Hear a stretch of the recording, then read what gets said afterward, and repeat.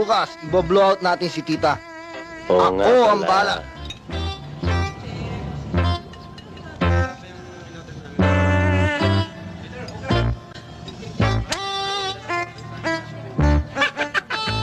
Anong tinatayo-tayo mo dyan?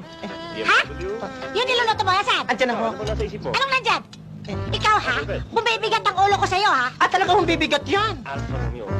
Huwag kami niluluto doon. Pero marami Dali! pa doon eh.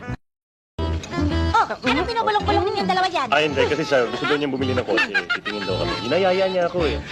Okay lang, Kaya sabi okay ko lang. eh, siya na lang. Okay lang. Ay, Oh, Alam mo, alam. nandiyan ka pa? eh, nandiyan pa rin ho eh.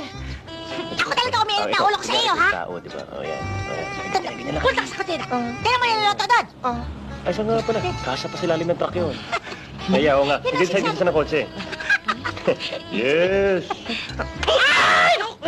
Glenn, kaliroy talaga kahit kailan kaliroy. Naku, tignan mo. Ano ka, papatayin mo ako? Hindi po. Ikaw kahit kailan ka talaga.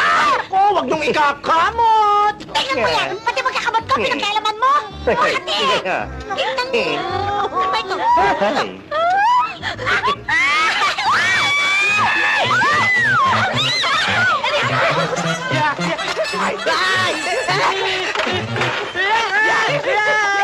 Hi! Sorry, boss. Boss.